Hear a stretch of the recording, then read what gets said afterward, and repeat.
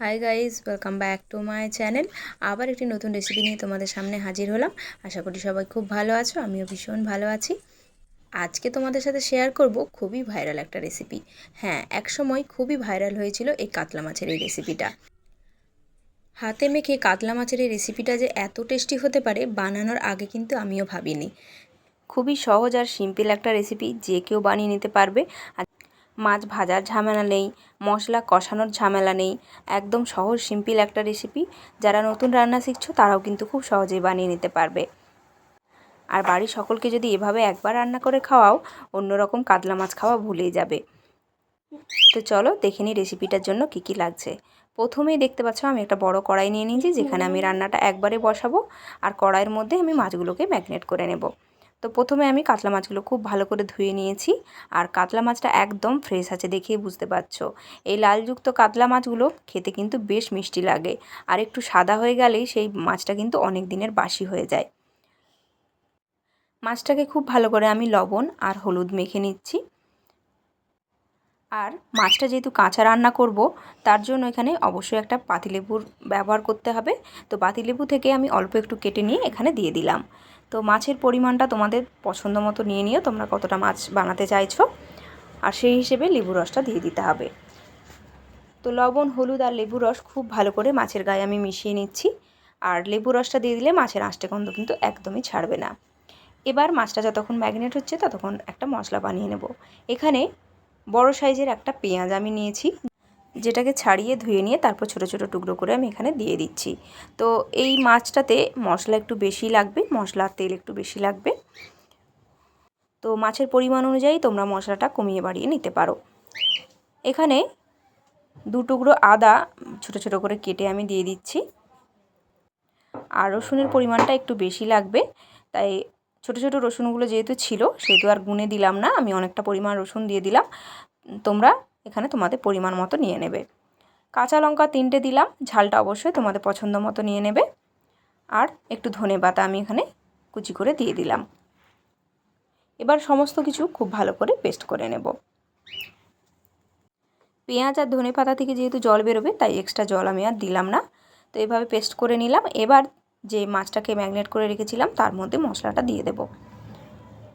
দেখতেই পাচ্ছ মশলাটা কিন্তু মাছের থেকে অনেকটাই বেশি, কারণ এই রেসিপিটাতে একটু বেশি মশলা লাগবে। এবার দিয়ে দেব 1 চামচের মতো জিরে গুঁড়ো,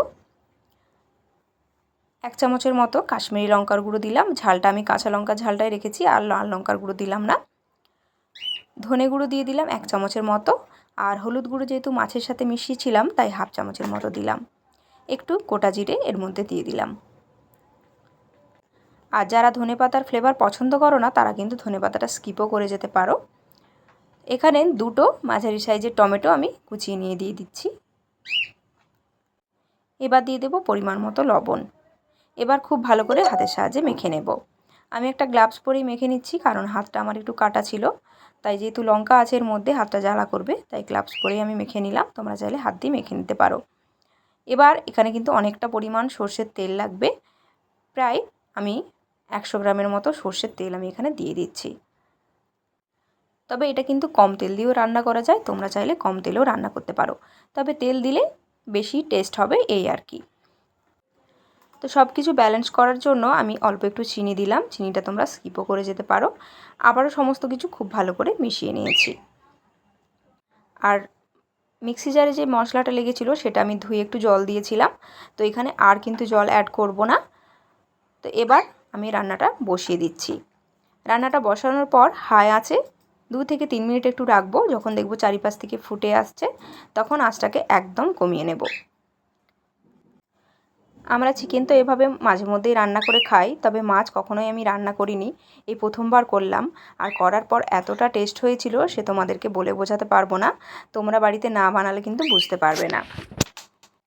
তো 2 থেকে 4 মিনিটের মতো একটু ঢাকা চাপা দিয়ে দিয়েছিলাম, তারপর ঢাকা চাপাটা খুলে দিলাম। এরপর এটাকে আস্তে আস্তে জলটাকে শুকনো করে নিতে হবে, আর মাঝে মধ্যে একটু নাড়াচাড়া করে নিতে হবে।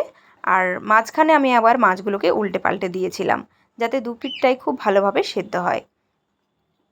যেহেতু মাছটা জল ছাড়াই রান্না হবে, তাই নাড়াচাড়াটা মাঝে মধ্যেই চালিয়ে যেতে হবে, নাহলে কিন্তু মাছগুলো তলায় লেগে যেতে পারে। আর দেখতেই পাচ্ছ সুন্দরভাবে চারিপাশ থেকে তেল ছাড়তে শুরু করেছে, তার মানে রান্নাটা হয়ে আসছে। তো পুরো রান্নাটা করতে প্রায় 20 মিনিটের মতো লেগেছে। আর এটাকে হালকা আঁচে কিন্তু রান্না করতে হবে। আর যখন দেখবে পুরোটা তেল ওপর থেকে ভেসে উঠেছে তখন বুঝতে হবে যে রান্নাটা একদম কমপ্লিট হয়ে গেছে। তো আমি একটু গরম মশলার গুঁড়ো ছড়িয়ে আর ধনেপাতা ছড়িয়ে নামিয়ে নিচ্ছি। তোমরা চাইলে অল্প একটু ঘিও দিতে পারো, ঘিটাও কিন্তু খুব ভালো লাগে খেতে। তো গরম মশলাটা দেওয়ার পর একটু ভালো করে আমি মিশিয়ে নিচ্ছি সমস্ত কিছু। আর মাছটা কিন্তু সুন্দরভাবে কুক হয়ে গেছে আর ভেতরটা সুন্দরভাবে সেদ্ধ হয়ে গেছে। আর দেখতেই পাচ্ছ কতটা সুন্দর হয়েছে। তো রেসিপিটা তোমাদের কেমন লাগলো অবশ্যই কিন্তু আমাকে জানিও।